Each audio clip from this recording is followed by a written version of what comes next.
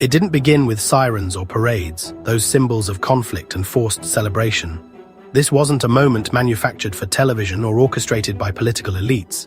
It ended in silence, a stark contrast to the decades of noise and imposed authority, a silence that spoke volumes.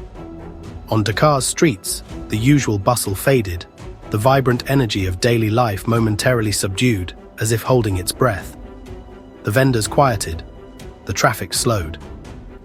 As French military convoys slipped away, barely noticed, almost as if they were ghosts fading into the morning mist. Their presence, once so imposing, now reduced to a hushed departure. No grand speeches echoing through public squares, no flag ceremonies designed to inspire manufactured patriotism. There were no pronouncements from on high.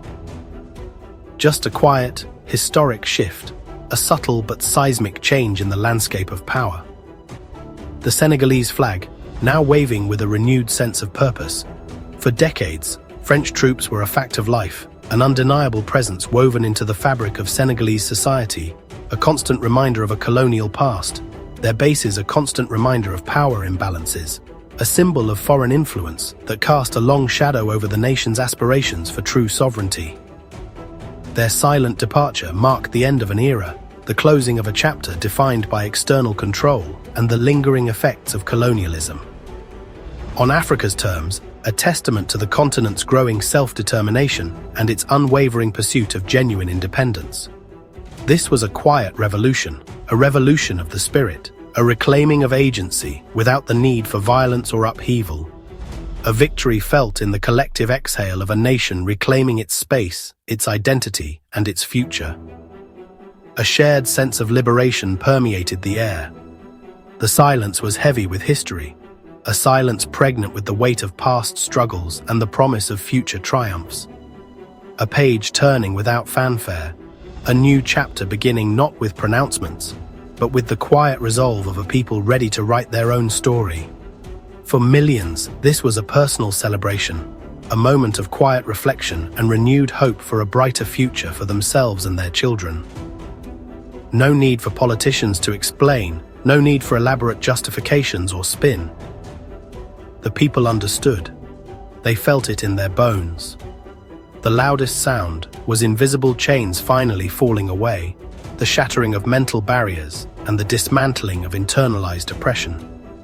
This was the result of years of activism, debate, tireless organizing, and unwavering commitment to the principles of self-determination and national pride.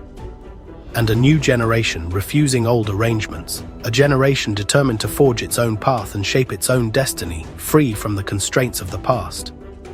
Freedom arrived not with a bang, not with the clamor of trumpets or the roar of cannons, but with a quiet dignity.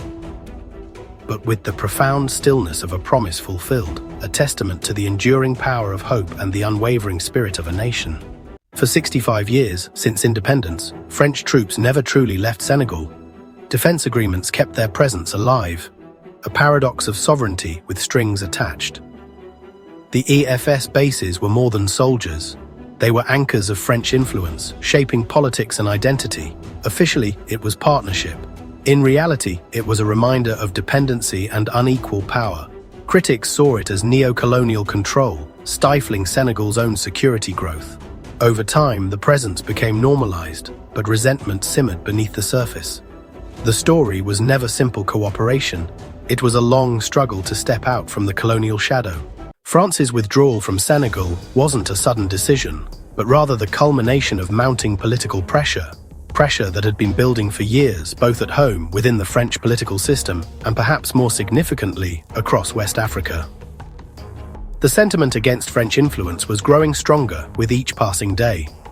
Youth movements, energized and determined, and civil society organizations demanded sovereignty, not just in Senegal, but across the region, challenging the established order. This demand wasn't confined to the fringes. It was rapidly becoming a mainstream issue, discussed in homes, debated in the media, and echoed in the halls of power. The situation was further complicated by regional coups in Mali, which sent shockwaves throughout the region, and Burkina Faso, adding fuel to the fire of anti-colonial sentiment. The coup in Niger, in particular, fueled anti-French sentiment, with widespread protests and calls for France to leave the region entirely. These events were setting a powerful precedent, demonstrating that change was possible and that the old order could be challenged. In this environment, France's position in Senegal, once seemingly secure, became increasingly untenable.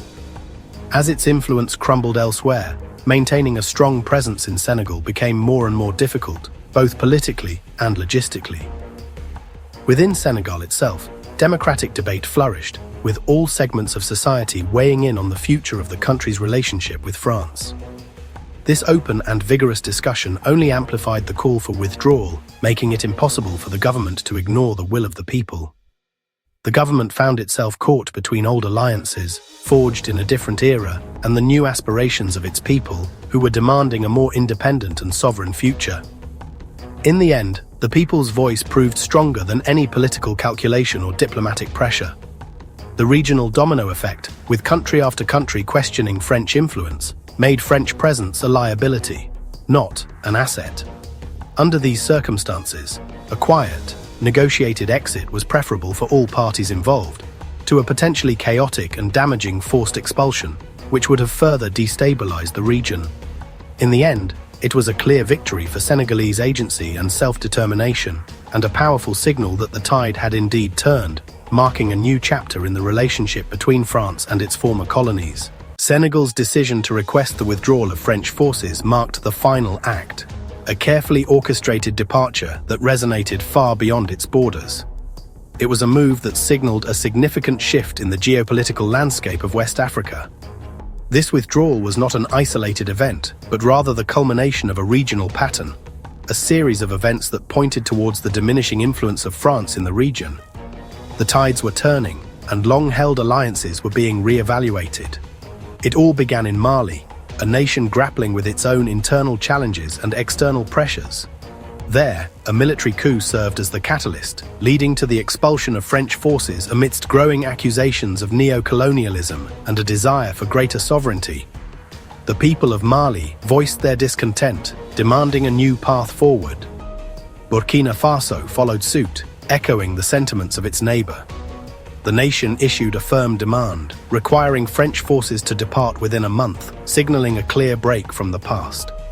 In their wake, Burkina Faso began actively seeking new partners, forging alliances that reflected its aspirations for a more independent future.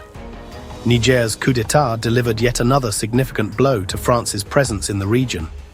This event forced the withdrawal of French troops from Niger, a nation that was intended to be France's new strategic hub in the Sahel region, further complicating France's regional strategy.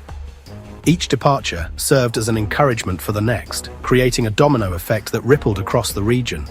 The act of expelling the former colonial power transformed into a viable and increasingly popular strategy for asserting national sovereignty and challenging the existing power dynamics. In contrast to the more forceful departures, Senegal's decision was characterized by quieter, more diplomatic negotiations. Despite the different approach, the ultimate outcome remained the same: the departure of French troops. Both Paris and Dakar were keen to present a narrative that preserved their respective reputations and minimized any appearance of weakness. However, the underlying cause was undeniable: mounting regional pressure for change and a desire for greater autonomy.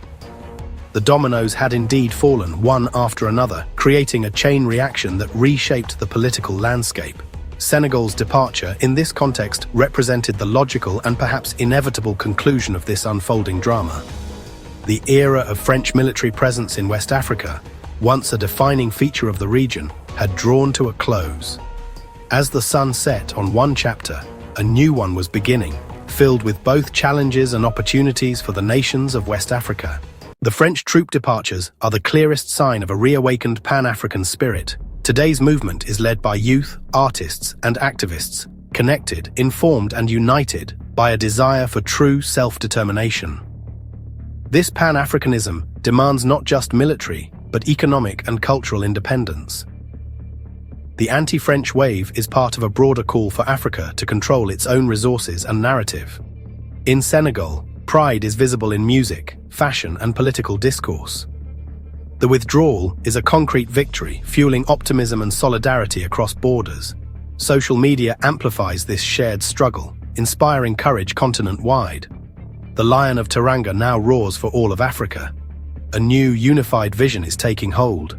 The French exit is reshaping Senegal's self-image, sparking psychological decolonization.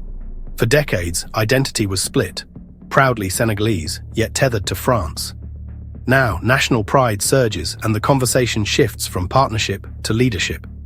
Senegal is seen as a sovereign power, setting an example for Africa. With no foreign troops, Senegal controls its own security. Decisions are made in Dakar, not Paris. This autonomy empowers new security doctrines and strengthens national institutions. Outwardly, Senegal is forging diverse alliances beyond the Francophone sphere. The nation is being reborn, assertive, independent, and proud.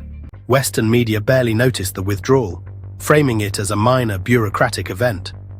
In contrast, forced exits from Mali and Burkina Faso were covered as crises. The quiet, dignified assertion of Senegalese sovereignty didn't fit the usual narrative, so it was ignored. Across Africa, the story was front-page news, celebrated as a historic victory. Social media buzzed with pride and hope, analyzing the event's significance for the continent.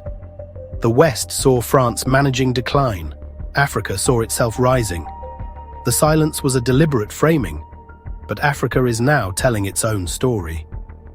In the digital age, that voice can't be silenced. The continent's jubilation drowned out the West's indifference. With France gone, West Africa faces a new security challenge. Who fills the gap? ECOWAS is the prime candidate, but must overcome internal divisions and resource gaps. The French exit could be the catalyst for a truly African-led security framework. Senegal, with its peaceful transition, can lead by example, championing reform and regional cooperation. Strengthening local militaries and diversifying partnerships is key. The future lies in African solutions, not neo-colonial oversight. This is not the end of security, but the end of dependency. West Africa is ready to be the agent of its own peace. The real meaning of this shift is found in the voices of Senegal's people. For the youth, the French presence was a contradiction, independence in name, not reality. Activists saw the security argument as a cover for influence. True security comes from justice and opportunity. Across the diaspora, pride and hope are renewed. Senegal is finally standing tall. These voices form a new language of liberty, confident, assertive, and forward-looking. They're not just celebrating an exit, but embracing a new beginning. This generation is redefining sovereignty as a lived reality. This is Insight Africa, where liberation is no longer just a dream,